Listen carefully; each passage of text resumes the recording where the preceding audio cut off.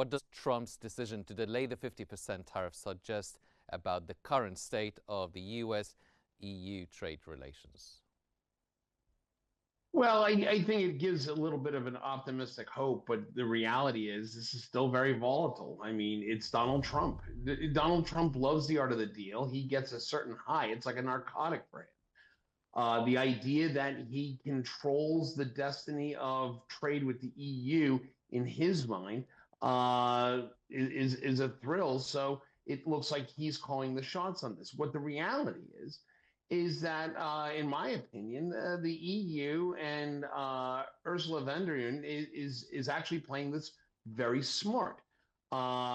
There's a realization that Donald Trump last week announced a big cut in the cost of medication as part of his big, beautiful bill that passed the House and is awaiting votes in the Senate.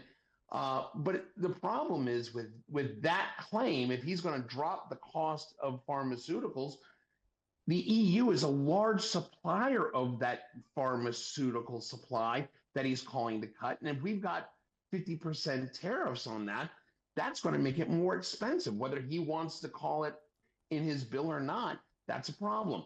So I think there's still a lot of volatility in this. It reduces some of the pressure, this June 9th deadline, as opposed to Friday, but there's still a lot to be done. Mm-hmm.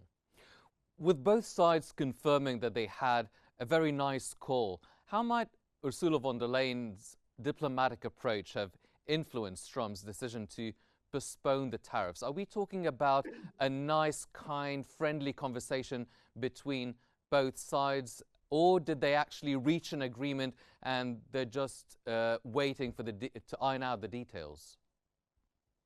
No, well, I mean, look, Ursula von der Leyen is a very astute and a very accomplished diplomat.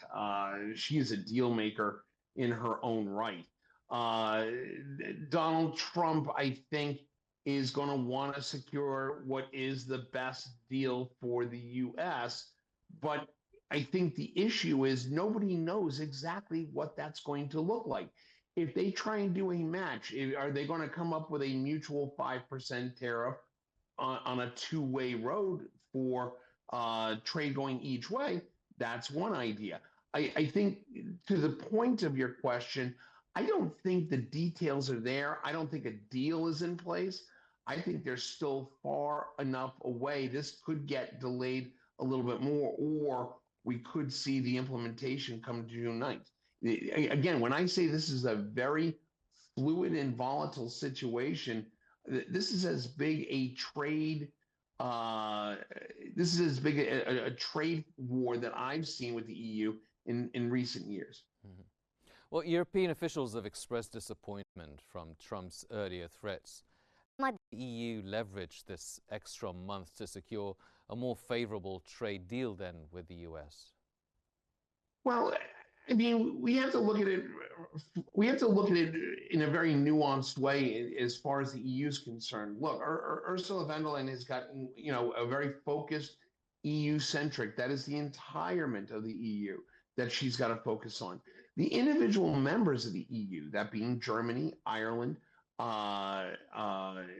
France, Italy, your largest trading partners with the U.S. directly, have to look at it very practically from their standpoint.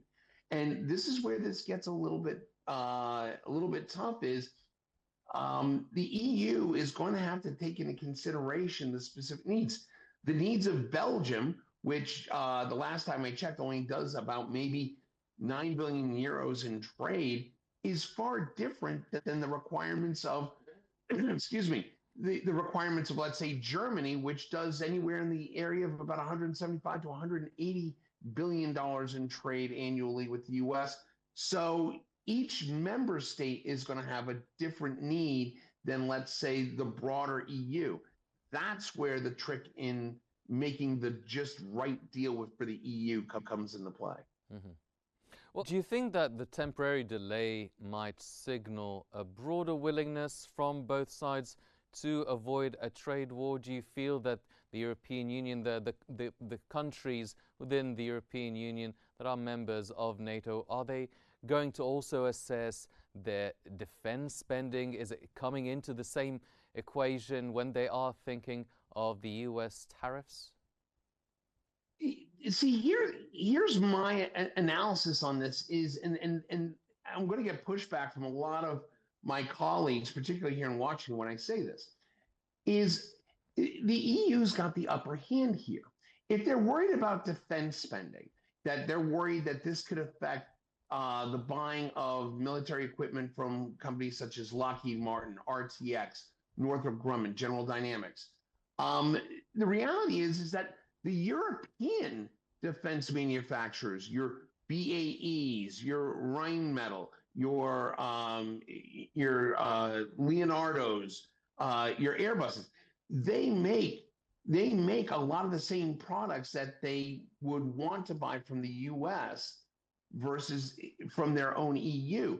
The EU has a little bit of an upper hand saying, look, if you don't want to trade with us, if you're going to make this super difficult, then what we'll do is we'll become insular. We'll start making our own products and start trading internally, intra-EU, or we will also look at some of the other trading partners that we've been reluctant to go with, that being perhaps China, India, for example. Brazil has Embraer.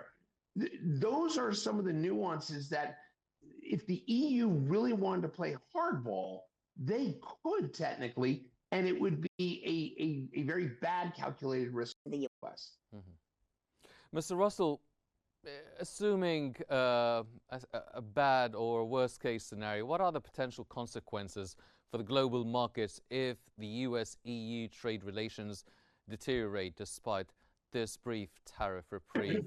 Does it mean good business for China? That's the big question. We haven't gone through this evolution before. This is something very unique to the Trump administration, to Donald Trump himself, and the fact that his economic advisors have advised him that this might be a good idea. The reality is we don't know. In discussions I've had with other, with other finance ministers or ministries of treasuries, they've all said the same thing. Look, we want to trade with the U.S. That is our primary goal, is to make the U.S. our primary trading partner. But the U.S. makes it so difficult, we have to trade with other partners. That means we may be driving our allies or our trading partners, not just in Europe, particularly in places like Africa and even in Latin America, and in some instances, Canada and Mexico could do the same thing. They say, look, if you're going to make it that difficult for us, if you don't want our business that much, we'll deal with the BRICS. We'll deal with Brazil, Russia, India, China. We don't care. We have a responsibility to our economy. We're going to trade. We're going to sell our products. We're going to buy products. That's how it's going to roll. If the U.S. wants to play hardball, play hardball. But it will bite the U.S. economy hard in the end.